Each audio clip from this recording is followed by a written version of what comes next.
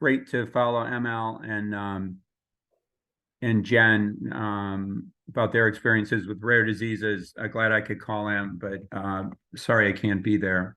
So I'm going to suggest another way in which we could potentially create a more attractive business proposition for rare disease ultra-orphan programs. And it's what I call leveraging the power of the platform.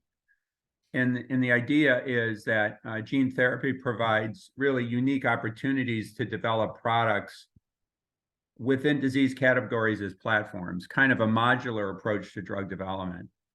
And the hypothesis is that if we develop a genetic medicine approach for a disease within a category of diseases, that if we try to keep many features of that product similar, such as the delivery vehicle, the formulation, the route of administration, manufacturing processes, that it could be cheaper as we consider applications in other diseases, and that we would have a much higher probability of success.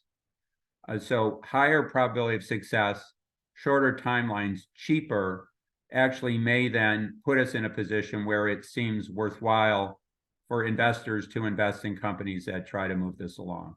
That's our hypothesis, and it's a work in progress, and I'm pretty optimistic that we're going to have some success. So I want to share with you that platform and where GM1 fits in the platform. So our CNS, the gene therapy program at Penn CNS platform, is an AAV9-like vector called the CLADF vector.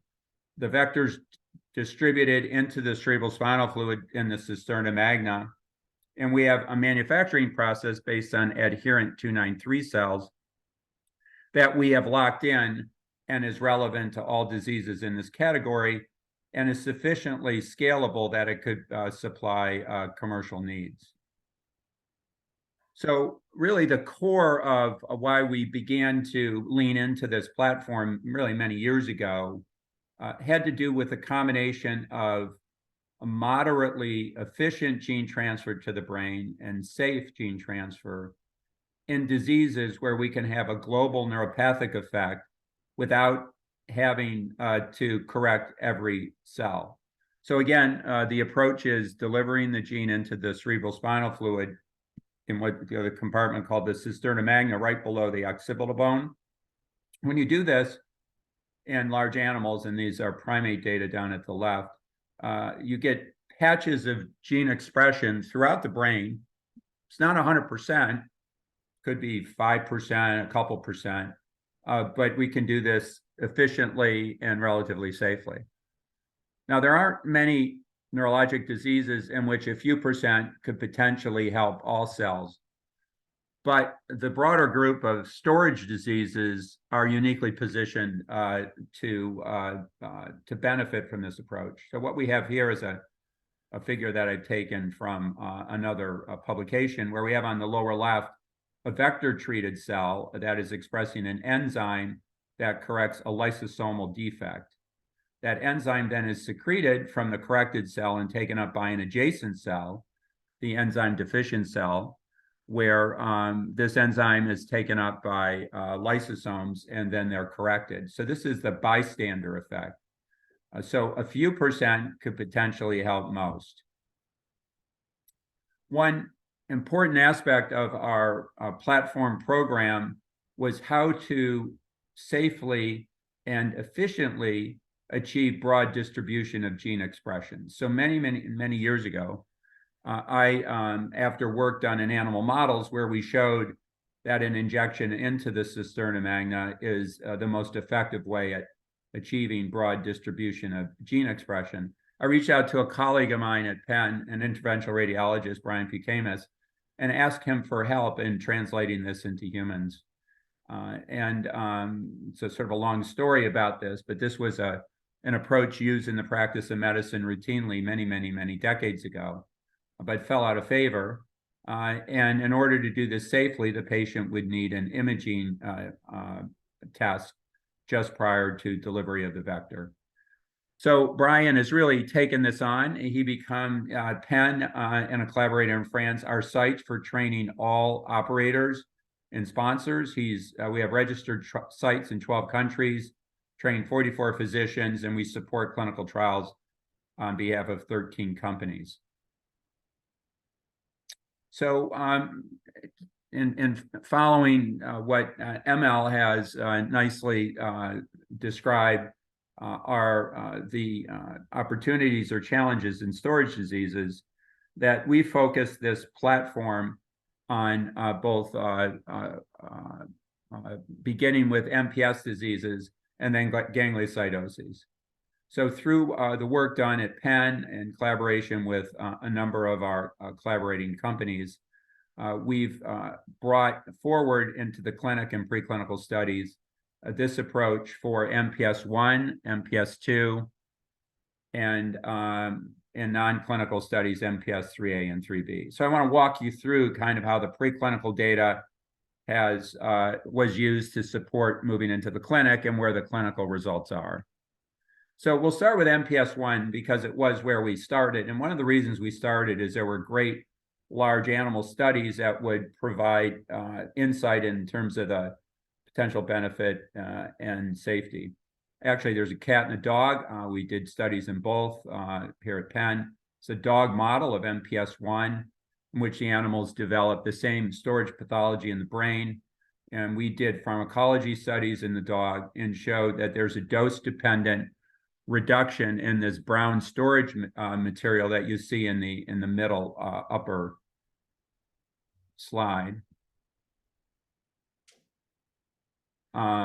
That is corrected when we deliver vector. And on the right, you see that this pathologic correction, which is stable, is dose-dependent. We then ask the question, well, how long would expression of the transgene last if we were to follow it over time? And so we did some experiments in newborn monkeys. They're not deficient in the enzyme responsible for MPS, down here on the bottom, where we injected the vector in the cisterna magna and followed the animals for production of the human enzyme over time. That's on the right. And if you look at the blue, you see that following administration of vector, that there were levels that were above baseline, which were normal levels, that has persisted for, we followed these out for 4.5 years. We then necropsied the animals and show no pathology and stable expression in a subset of cells. So really based on these data, and I must say it was somewhat of a heavy lift because this was the first cisterna magna application of CLADA vector. We, in partnership with REGENXBIO, this was moved into the clinic, and they've reported out at a number of meetings over the years results from their phase 1/2 study. And there are 2 doses, low and a high, well tolerated, no serious adverse events related to the drug. That, as Emil said, there are biomarkers for MPS diseases, including heparan sulfate and other forms of heparan sulfate. And by measuring in the cerebrospinal fluid, they showed a durable reduction in heparan sulfate that's shown down in the bottom. And what we have here are different cohorts, 1, 2. Then there was a single patient IND that I think one of the speakers actually was involved in, where at baseline, the CSF heparan sulfate was elevated, and then following single dose of vector, it was reduced. And as reported here in longer-term follow-up, stable for at least up to week 56. Clinical readout, which is a little more complicated due to the heterogeneous nature of these patients' neurodevelopment. The readouts were encouraging but early, and actually evidence for systemic activity based on the reduction of urine GAGs in a serum biomarker.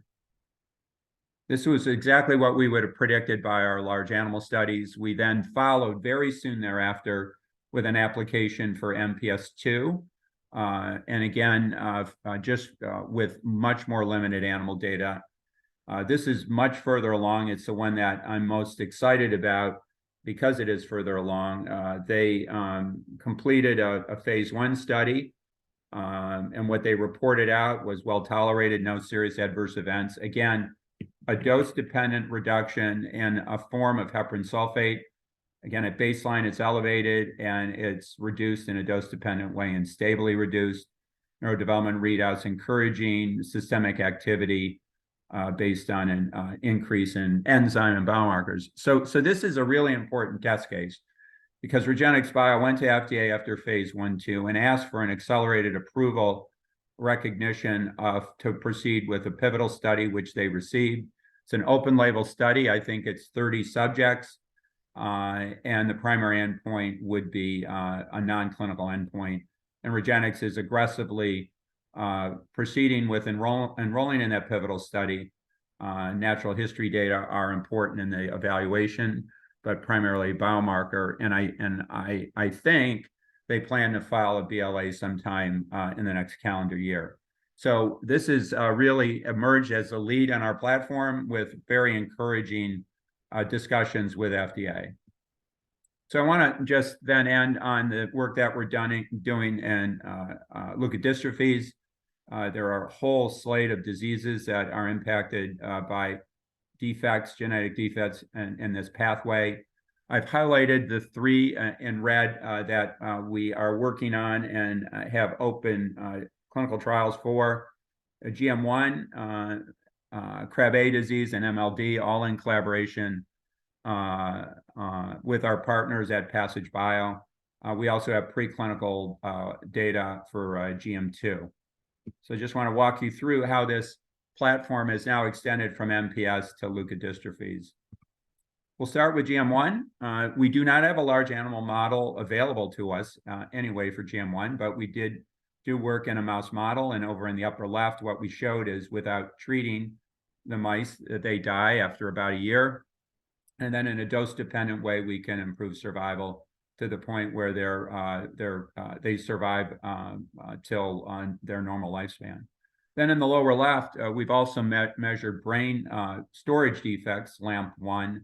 On the right of that slide, we have vehicle in a heterozygous animal, which is normal, it isn't elevated. And then on the untreated animal model, it's elevated. And we see a dose-dependent reduction in storage. And so we both have survival and correction of pathology. We conducted primate studies for safety and some pharmacology and moved into the clinic, and delighted with the work that our colleagues at Passage Bio have done to move this forward. And you're going to have an opportunity to hear a lot more about this later in your session from Dr. El-Zaidi, who is in charge of this at Passage Bio. But I just would like to summarize as it related to the data that we have generated, or REGENXBIO has, with MPS1 and 2. This is an open label study and of 8 subjects. 2 dosing cohorts proposing a third late and early infantile. Again, well tolerated, no SAEs. So really a good safety profile in all 3 programs. Dose-dependent and durable increase on the upper right in CSF beta-galactosidase, and a dose-dependent reduction in CSF, and maybe some additional evidence for survival. So you'll hear more about this program, super excited about it, but everything that we would have predicted in this model, in this human application, really played out based on preclinical data and what we saw in the clinic for MPS1 and MPS2. So as I mentioned, we have open INDs for Krabbe and MLD with Passage Bio. I'm not going to show you one subject that's been dosing Krabbe, and we're waiting to find resources to both progress that and MLD further in the clinic. But I do want to point out the potential importance of animal studies beyond getting safe to proceed by health authorities. And there's a dog model for Krabbe. This animal has abnormalities in nerve conduction and motor function, just like patients with Krabbe. And on the upper side of my slide, they achieve or show elevated levels of psychosine in the CSF. And this is believed to be possibly pathogenic. So there's a great biomarker that we measured in CSF in the dogs. And then there's a clinical phenotype in the dogs. And I'm just showing a movie on the lower left of an untreated dog with Krabbe disease. And they rapidly progress in the first few months of age. And you can see this dog is losing motor function. And soon thereafter, the animal was euthanized based on humane considerations. littermate was treated with an AAV vector, the clinical vector. And let me see if I can turn this one. And this is the littermate at 82 weeks. And this animal was glad to get out of his cage, as you can tell, chasing down the ball, and really no evidence for motor function abnormalities. Now, the reason I bring this up is based on my conversations with FDA in terms of accelerated approval and use of biomarkers, that we've been encouraged and we've been encouraging them to possibly lean more on preclinical data where there's a clinical phenotype to validate or qualify the biomarker, and appear to be getting some positive response to FDA. So we're rethinking preclinical studies, and those not in drug development. Generally, the preclinical studies are called IND enabling studies, and that they enable the decision to proceed in the clinic. We're now rethinking preclinical studies, and we call them BLA enabling studies, so that we go back working with health authorities, what kind of correlations between biomarkers and clinical phenotype in animal models can we generate to possibly justify accelerated approval. So this is our platform. Again, pretty much all the same vectors, same route, same manufacturing process. I mentioned the 2 REGENXBIO programs, the 3 passage programs, all with open INDs and enrolling, including GM1. And we have 1, 2, 3, 4, 5, 6 other programs, 2 ready to go on IND enabling studies, MPS3A and 3B, and 4 others.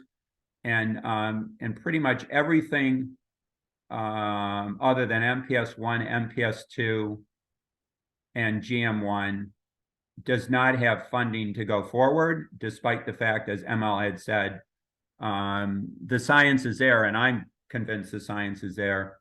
So we do have to work together collaboratively with all stakeholders to find a way to justify an investment so that there is sufficient return on that investment so that we can get resources to move this forward. Fascinated by the new orphan drug concept that ML brought forward, but we think that we can get some traction with health authorities if we approach them as a platform, not as a series of 10 different diseases. So I'd like to end there just by thanking the scientists in my lab that really spearheaded this work, Juliet Hordo and Christian Hinder, and all of our collaborators at REGENXBIO and Passage Bio. And again, Christine, thanks for giving me an opportunity to present our ideas on where GM1 fits in this larger platform. So thank you.